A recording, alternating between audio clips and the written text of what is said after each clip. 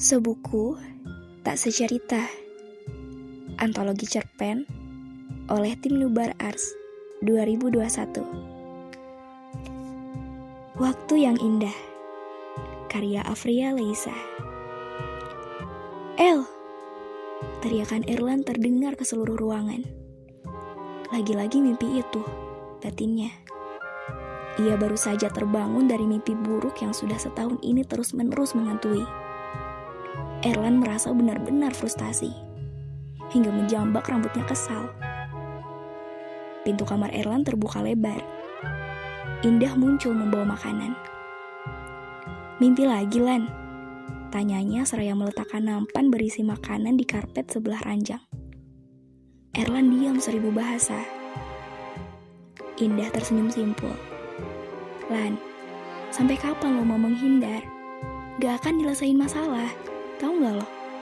Padahal lo cuma perlu clearin semua. Terus udah, lo inget Lan, mereka gak mungkin ngebenci lo. Pasti masih ada kata maaf dari sebuah kesalahan." Erlan mendengkus. "Lo enak, ngomong gampang. Gue yang jalanin susah. Mereka tuh gak akan nerima gue. Udah muak juga kali." "Cowok bukan sih lo? Gampang banget nyerah," omel Indah. "Udah deh, gak usah bahas itu lagi. Males gue." Indah berdecak. "Ya udah deh, sekarang lo makan. Terus temenin gue nyari barang ya." Ia baru saja akan beranjak dari kamar Erlan ketika pria itu memanggilnya. "Dah, seandainya gue datang ke sana dan tetap gak dimaafin gimana?" Erlan putus asa, tapi ada sedikit harapan dari sorot matanya. Kalaupun mereka gak maafin lo, seenggaknya lo udah berusaha minta maaf ke mereka. Indah berlalu, sedangkan Erlan terdiam sejenak memikirkan ucapan Indah. Merasa pusing, ia pun memutuskan menyantap makan siang dan bersiap-siap menemani sahabatnya itu. Hari menjelang sore, Indah menyetir dengan kecepatan sedang, sementara Erlan di sebelahnya tampak berpikir keras tanpa bicara. Ia terlihat tidak sadar kemana arah mobil Indah ini berjalan. Sampai akhirnya mereka tiba di sebuah rumah yang mereka kenali. Rumah yang sangat dirindukan Erlan. Berikut dengan kenangan manisnya bersama orang-orang yang ada di dalamnya. Rumah milik keluarga Henry Susatya, orang tua Erlan. "Kita ngapain kesini?" tanya Erlan ketika Indah mematikan mesin mobil. "Nyelesain apa yang harus diselesain," jawab Indah santai. Ia membuka pintu. Erlan masih bergeming. "Ayo turun, gue gak terima alasan. Udah sampai sini, Lan." Cowok itu menggeleng. "Lo aja yang turun, gue gak ikut. Lo kan tahu mereka gak akan maafin gue, Ndah." "Lo bahkan belum usaha, Lan. Lo cemen banget sih. Lo turun sendiri atau gue paksa? Your choice." Indah turun dan membanting pintu dengan keras. "Ini anak keras kepala banget sih. Percuma kesini, gak akan diterima juga sama mereka," gerutu Erlan kesal. Tapi akhirnya ia turun juga dari mobil Indah. "Semoga kedatangan gue gak buat bokap emosi dan sampai hati ngusir gue lagi," ia membatin sembari menghela nafas berat.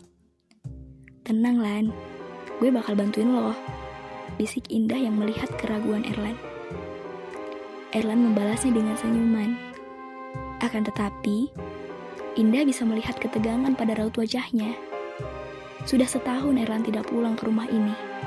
Dan selama rentang waktu itu pula, ia terus dihantui dengan mimpi buruk tentang kecelakaan yang menimpanya dengan sang adik. Mereka melangkah menuju pintu depan dengan tegang. Erlan hendak mengetuk pintu, tapi tangannya menggantung di sana. Indah yang tidak sabaran pun berinisiatif mengetuknya, yang tentu saja segera mendapat belikan mata dari Erlan. Pintu itu pun terbuka, memperlihatkan seorang wanita muda yang tampak terkejut di baliknya. "Mas Erlan?" ujarnya histeris. "Ya ampun Mas, gimana kabarnya? Baik-baik aja kan?" "Mas, ibu tuh sering banget nanyain Mas Erlan, bahkan sampai sakit-sakitan. Sejak Mas Erlan gak di sini, ibu juga jadi sering berantem sama bapak, Mas," lanjutnya dengan nada tegang. "Berantem? Mama juga sakit-sakitan. Terus sekarang mereka kemana?" Bapak dan ibu lagi belanja keperluan untuk acara tahlil nanti, Mas. Ayo masuk dulu, Mas, Non. Ia mempersilahkan Erlan dan Indah memasuki rumah itu. Rumah sederhana yang dulu selalu ada tawa di dalamnya. Damai dan tenang, tanpa ada masalah. Akan tetapi, sejak peristiwa nahas itu, semuanya berubah dalam sekejap.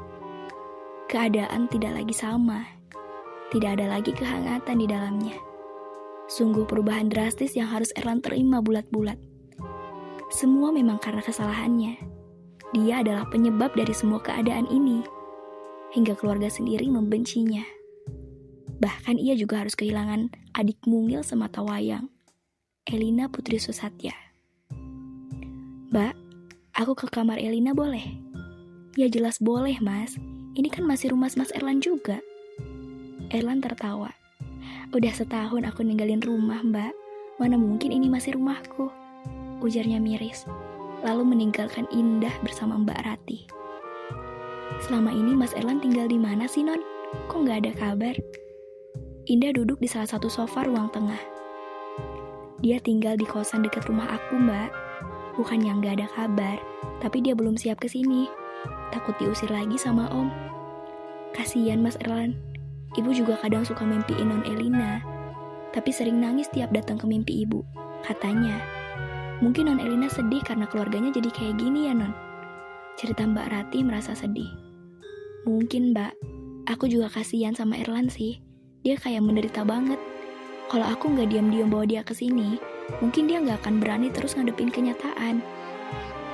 Jawab Indah tegas. Mbak Rati mengangguk mengerti. Ya udah, Non. Saya permisi dulu ke belakang. Memasuki kamar Elina membuat Erlan semakin merindukan adiknya. Adik kecil yang begitu cantik dan imut, yang selalu manja pada kakaknya. Walau usia mereka berjarak 9 tahun. Setahun sudah sejak kejadian yang menimpa hari itu, Erlan terpaksa meninggalkan rumah karena diusir sang papa, dan terus disalahkan atas kematian Elina. Erlan duduk di meja belajar Elina yang terdapat foto keluarga di sana.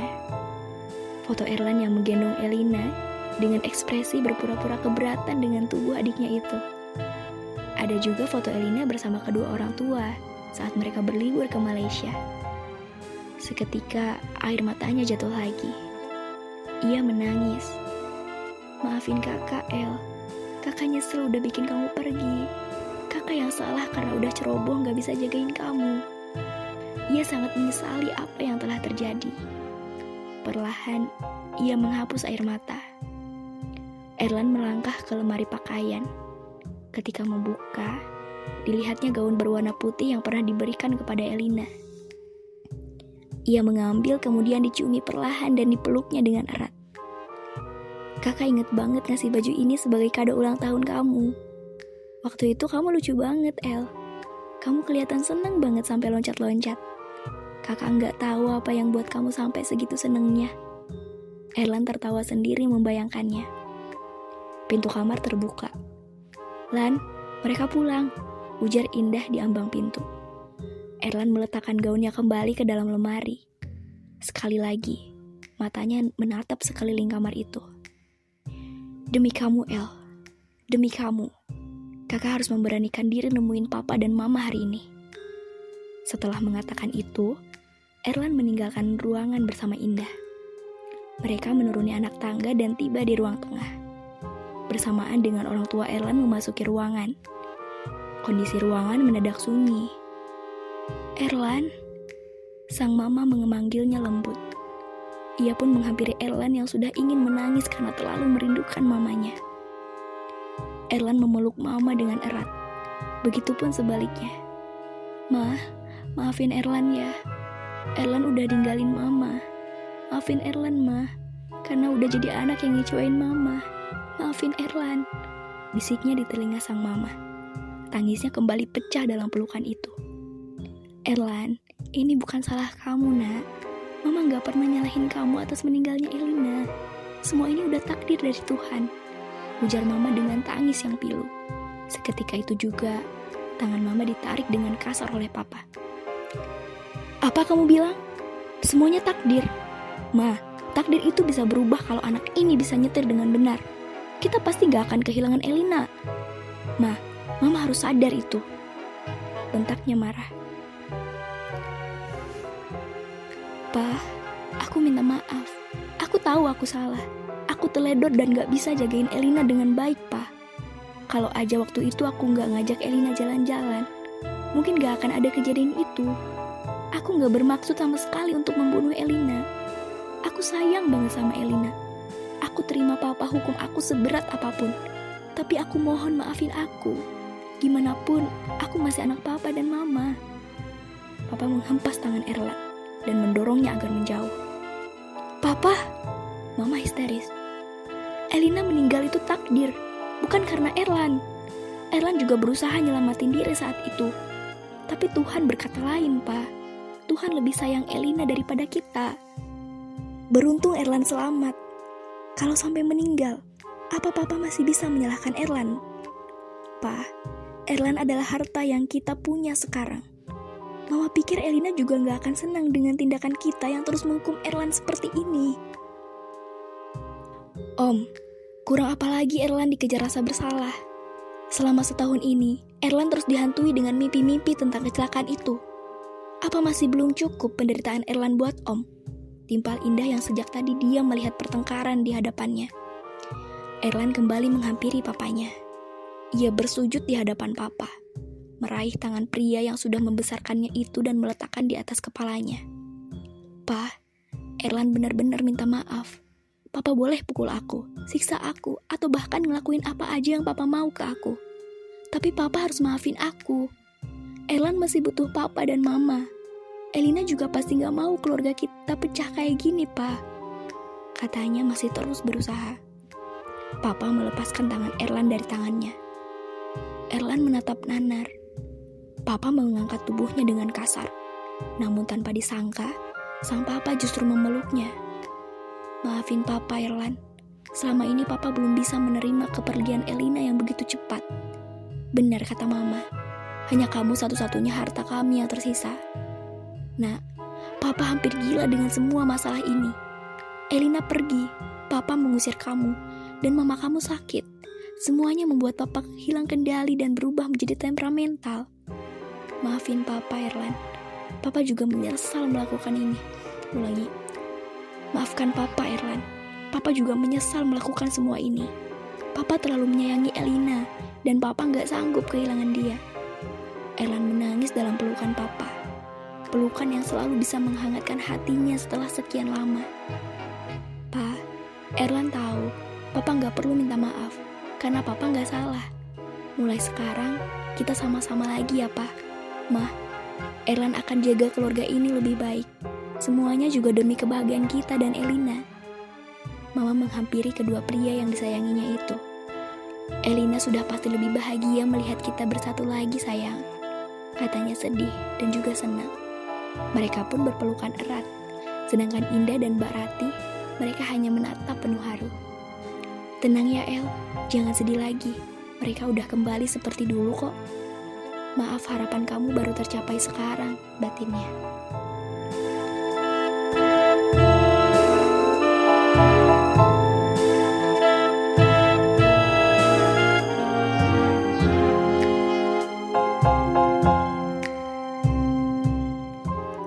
I'm Not Okay, karya Dania.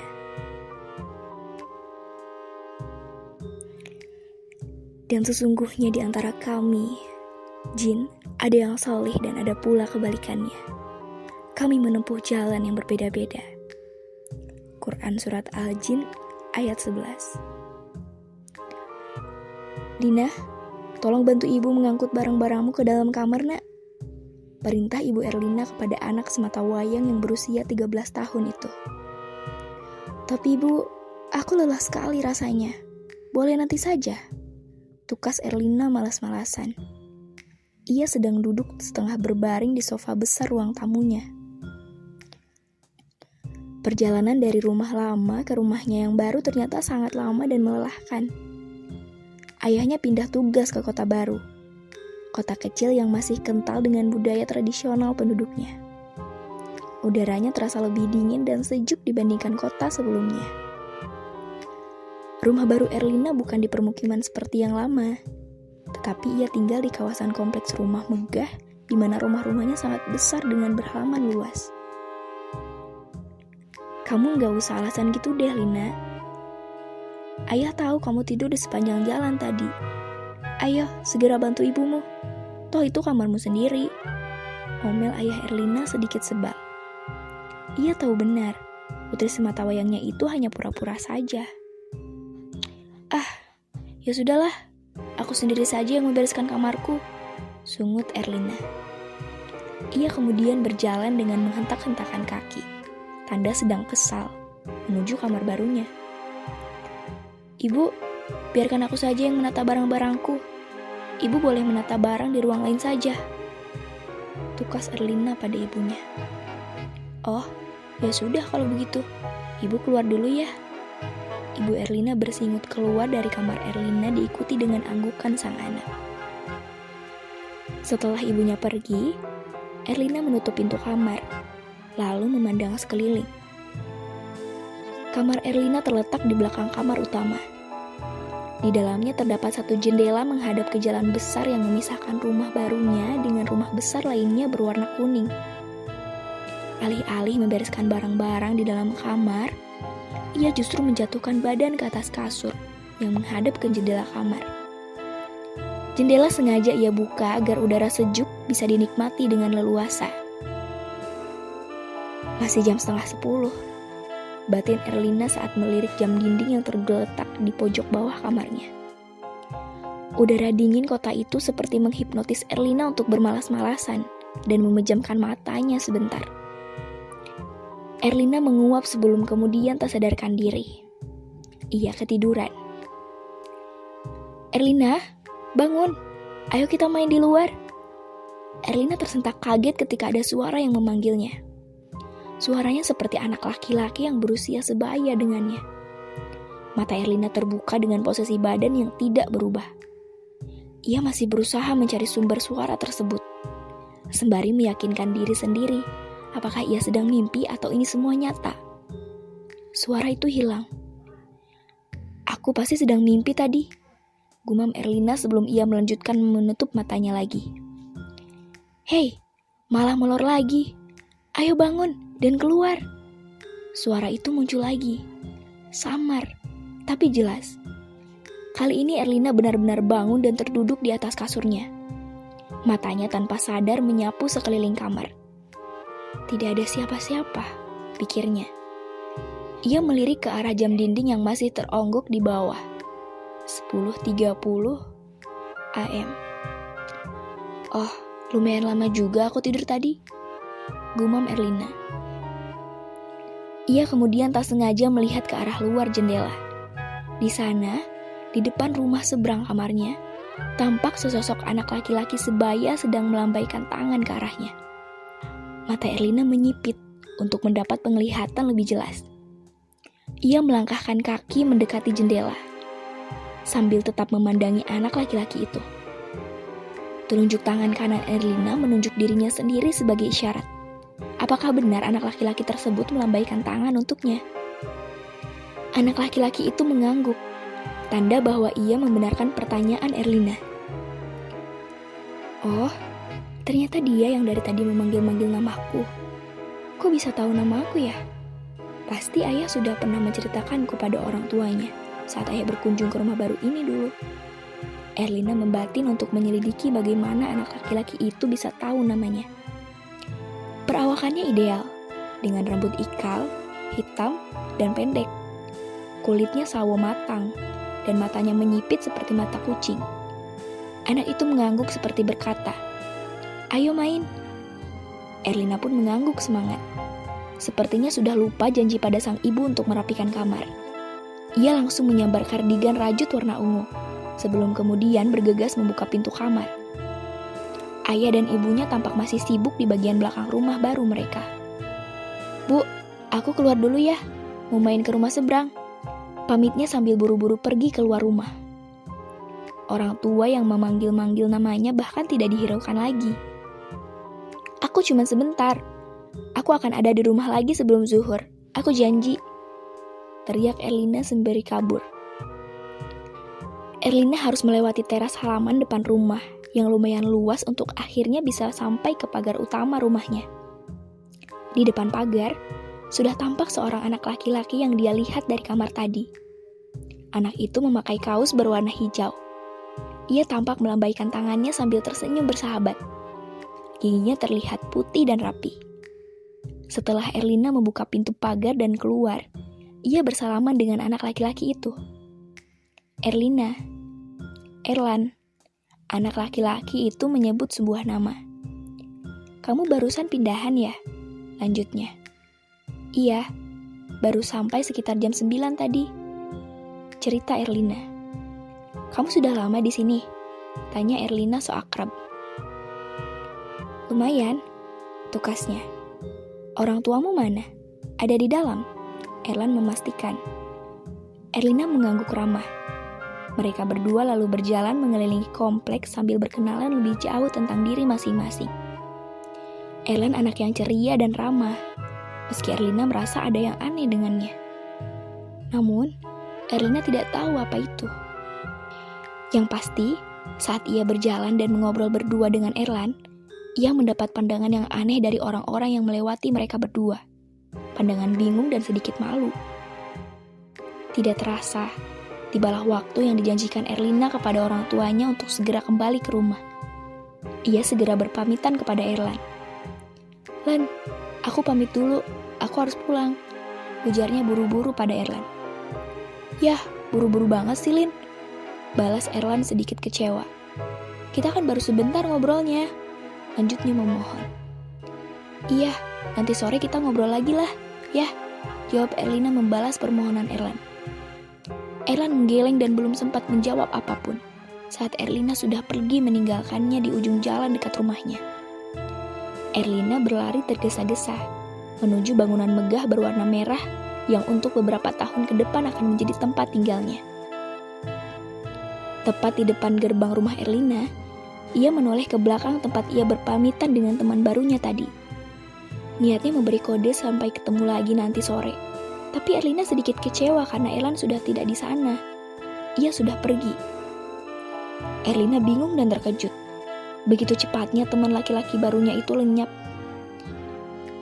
Andai Erlan berlari ikut pulang, Erlina tak mendengar ada langkah kaki berlari di belakangnya.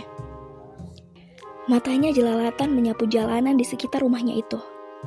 Sepi. Jalanan di kompleks rumah itu memang sepi. Maklum kompleks rumah mewah. Sistem keamanannya sudah pasti sangat ketat.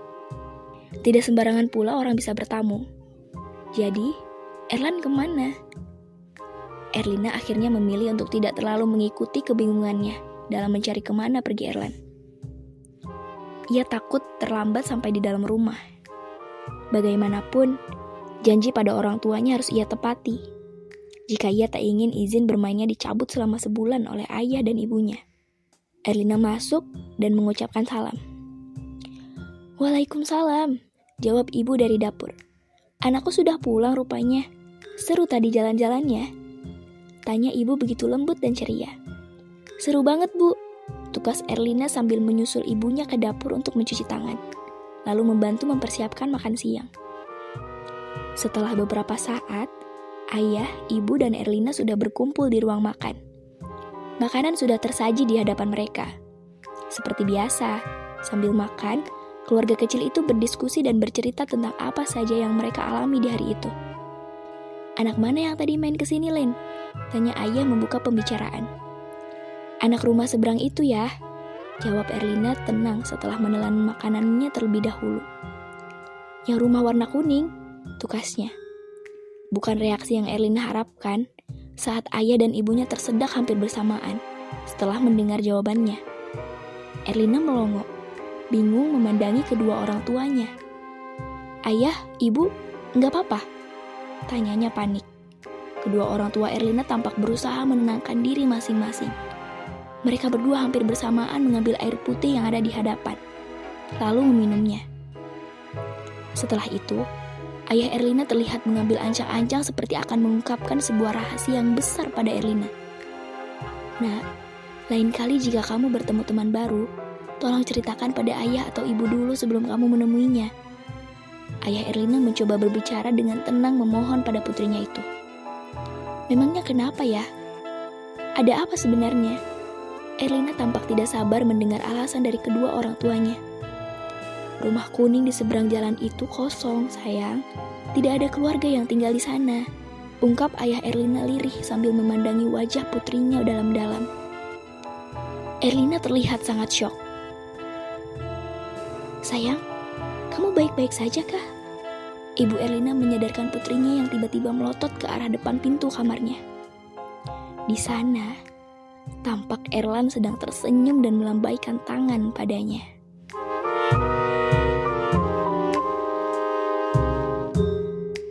Cinta itu ibarat teh kantong yang dicelupkan ke dalam segelas air bening. Hanya berwujud satuan benda berwarna, tapi dapat mengurai warnanya dan menciptakan sebuah paduan indah yang menyatu sempurna. Sebuah goresan rasa, karya Dewi Rizky Purnama. Siang kali ini, di bawah semburan sinar hangat Baskara, di atas sebuah kursi plastik hijau yang ada di teras rumah, aku bersantai sembari chatting di Instagram, bersama cowok yang belum aku tahu nama panggilannya. Hanya bermodalkan rasa penasaran dan menganggapnya berbeda dari yang lain. Aku begitu responsif, membalas setiap kalimat dan pertanyaan yang ia berikan. Hingga akhirnya, boleh nanya nggak? Ucapnya ragu. Iya, silahkan, jawabku. Boleh minta kontak WhatsApp-nya? Aduh, maaf, kalau boleh sih, ucapnya. Sepertinya ia begitu canggung. Iya boleh. Tanpa basa-basi, tak tahu mengapa, aku langsung memberikan kontak kepadanya. Chattingan kami berlanjut di WhatsApp. Bagaimana dengan Andre? Cowok yang lebih dulu PDKT denganku. Cowok yang sangat membosankan itu. Aku sudah tidak mempedulikannya. Bukannya ingin memberikan harapan kepada cowok, kemudian pergi begitu saja. Akan tetapi, ini persoalan rasa. Aku sama sekali tidak nyaman berinteraksi dengannya. Meskipun itu masih sebatas chatting. Notifikasi WhatsApp kali ini membuat semangatku membara. Aku tahu itu adalah cowok yang sempat chatting denganku di Instagram tadi siang. Pesan demi pesan, aku balas dengan sangat antusias. Jari-jari ini begitu lihai merangkai kata demi kata di dalam ruangan chat itu. Kami chatting berlarut-larut, dan aku pun semakin tahu tentang identitasnya. Namanya Kendra. Kami satu angkatan, lulusan 2020.